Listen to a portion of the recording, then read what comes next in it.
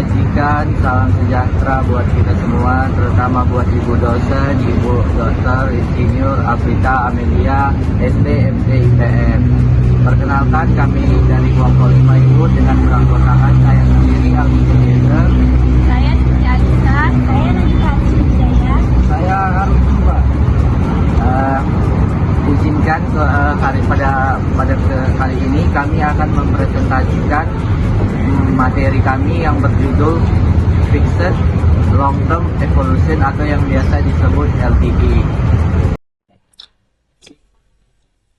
Kita masuk ke latar belakang. Di latar belakang itu ada 4 poin yang paling penting, yaitu yang pertama, perkembangan teknologi komunikasi menuntut akses internet cepat dan stabil. Yang kedua, Fixed LTE hadir sebagai solusi alternatif jaringan kabel fiber atau DSL. Yang ketiga, memanfaatkan infrastruktur LTE 4G yang sudah ada, hemat biaya dan waktu.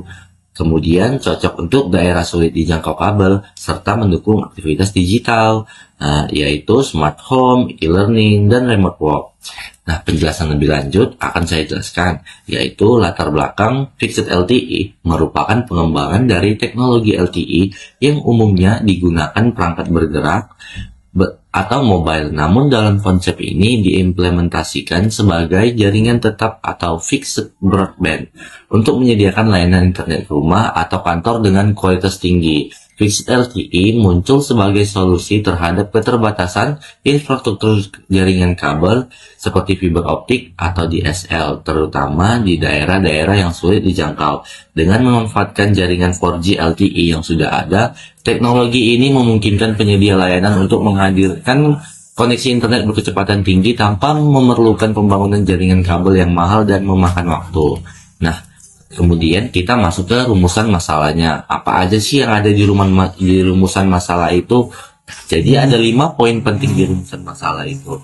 Yang pertama yaitu apa pengertian dan konsep dasar Fixed LTE, kemudian bagaimana prinsip kerja dan arsitekturnya, kemudian apa keunggulan dan kelemahannya, kemudian bagaimana penerapan dan manfaatnya, kemudian apa tantangan pengembangannya di masa depan. Nanti kelima poin ini akan dijelaskan oleh teman-teman.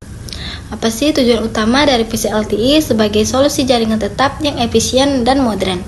Yang pertama, mengetahui pengertian dan konsep dasar dari teknologi Fixed LTE. Yang kedua, menjelaskan prinsip kerja serta arsitektur sistemnya. Yang ketiga, menguraikan kelebihan dan kekurangannya dibandingkan jaringan lain. Dan yang terakhir, menganalisis penerapan dan tantangan implementasinya di Indonesia. Sebelum membahas lebih dalam, mari kita pahami dulu ya, apa yang dimaksud dengan Fixed LTE ini. Fixed LTE merupakan salah satu bentuk pengembangan dari teknologi 4G LTE atau Long Term Evolution yang biasanya digunakan untuk perangkat bergerak seperti ponsel. Namun, pada sistem Fixed LTE ini dimanfaatkan untuk layanan internet tetap. Artinya, koneksi digunakan di lokasi yang tidak berpindah, seperti rumah, sekolah, atau kantor. Sistem ini bekerja dengan menggunakan antena eksternal atau outdoor unit yang menangkap sinyal LTE dari menara BTS, lalu diteruskan ke router atau indoor unit di dalam ruangan. Dari situ, sinyal LTE diubah menjadi jaringan WiFi atau LAN yang bisa digunakan oleh banyak perangkat sekaligus. Dengan cara ini, Fixed LTE mampu memberikan koneksi yang cepat dan stabil tanpa memerlukan jaringan kabel fiber, sehingga sangat cocok digunakan di daerah yang belum memiliki infrastruktur kabel. Selanjutnya, kita masuk ke pembahasan tentang arsitektur Fixed LTE.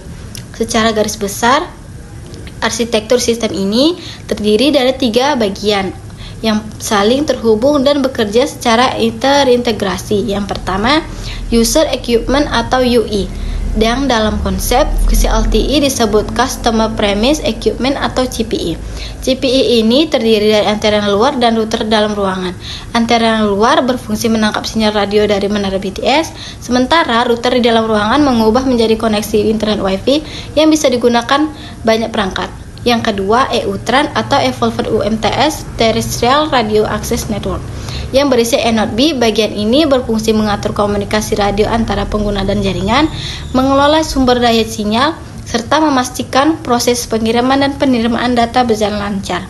Dan ketiga, Evolved Packet Core atau EPC, yaitu bagian ini jaringan yang bertugas untuk autentikasi penggunaan, pengaturan kualitas pelayanan atau cost, serta menghubungkan jaringan LTE ke PDN atau Public Data Network, seperti internet global. Ketiga, bagian ini bekerja bersama untuk memastikan data dari pengguna bisa dikirim ke jaringan internet dengan cepat, stabil, dan aman. EPC sendiri berperan sebagai otak dan jaringan yang memastikan seluruh proses komunikasi berjalan efisien dari perangkat pengguna hingga ke surface internet. Dari arsitektur tersebut bisa kita lihat bahwa sistem VXC LTE mampu menghadirkan koneksi internet yang cepat dan stabil tanpa memerlukan kabel fisik seperti fiber optik. Inilah yang menjadi VXC LTE sangat potensial untuk digunakan di berbagai wilayah, terutama daerah yang sulit dijangkau jaringan kabel. Teknologi ini menjadi bukti bahwa inovasi dalam jaringan nirkabel terus berkembang untuk menjawab kebutuhan masyarakat akan internet cepat, handal, dan mudah dijangkau dimanapun. Selanjutnya, kita masuk ke bagian karakteristik kinerja dari VXC LTE. VXC LTE memiliki kecepatan tinggi dan latensi yang rendah, sehingga mampu memberikan pengalaman internet yang cepat dan stabil. Selain itu, teknologi ini juga mendukung koneksi ke banyak perangkat secara bersamaan melalui jaringan Wi-Fi. Dengan karakteristik seperti ini, VXC LTE sangat cocok digunakan untuk aktivitas secara real time seperti video call, streaming film, hingga bermain game online. Karena koneksinya hampir setara dengan jaringan kabel. Berikutnya kita bahas kelebihan dari VXC LTE. Kelebihan pertama adalah proses instalasinya yang cepat dan biaya yang relatif murah karena memanfaatkan infrastruktur LTE yang sudah ada. Kedua, jangkauannya luas hingga ke wilayah pedesaan yang sulit dijangkau jaringan kabel. Yang ketiga, latensinya rendah sehingga sangat mendukung kegiatan seperti video conference dan pekerjaan jarak jauh. Dan keempat, sifatnya fleksibel, dapat digunakan untuk rumah, kantor maupun usaha kecil. Jadi, keseluruhan VXC LTE menawarkan solusi internet cepat dengan biaya dan waktu pembangunan yang efisien. Kekurangan VXC LTE seperti teknologi lainnya. VXC LTE juga memiliki beberapa kekurangan. Pertama, kualitas koneksi sangat bergantung pada jarak antara perangkat dan menara BTS.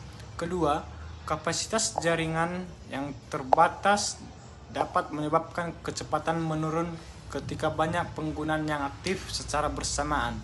Ketiga, sinyal VXC LTE bisa terpengaruh oleh kondisi cuaca dan interferensi dari lingkungan sekitar. Dan yang terakhir, kecepatannya masih belum bisa menandingi jaringan fiber optik. Jadi, meskipun VXC LTE praktis, performanya bisa menurun pada kondisi tertentu, terutama di wilayah yang jauh dari jangkauan menara atau BTS.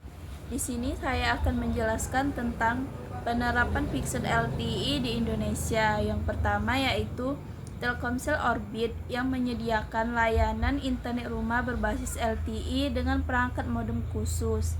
Yang kedua, Smartphone Fixed Wireless Access atau FWA yang melayani pengguna rumahan dengan jaringan LTE 4G. Yang ketiga, Indosat Ooredoo FWA yang menggunakan jaringan 4G untuk menyediakan akses internet tetap di wilayah suburban. Selanjutnya, manfaat VXC LTE yaitu memperluas akses internet di daerah rural. Yang kedua, mendukung kegiatan ekonomi digital, e-learning, dan smart home. Yang ketiga, menjadi solusi transisi sebelum implementasi jaringan 5G FWA. Selanjutnya, tantangan implementasi VXC LTE di Indonesia. Ada beberapa kendala antara lain, yaitu keterbatasan spektrum. Alokasi frekuensi LTE masih terbatas sehingga kapasitas data bisa menurun saat trafik padat. Yang kedua, interferensi sinyal. Cuaca, topografi, dan kepadatan bangunan dapat mempengaruhi kualitas sinyal. Yang ketiga, ketergantungan lokasi BTS. Kualitas jaringan sangat bergantung pada jarak dan posisi antena terhadap menara pemancar. Yang ketiga, persaingan dengan jaringan fiber. Di kota besar, jaringan fiber menawarkan kecepatan lebih tinggi dan stabil. Sekian dari presentasi kami kali ini yang saya harapkan dapat membawa ilmu bagi kami dan wawasan juga bagi kami. Saya harapkan kepada teman-teman juga semua agar dapat menimba ilmu tentang Fixed Long-Term Evolution atau yang biasa disebut LTE.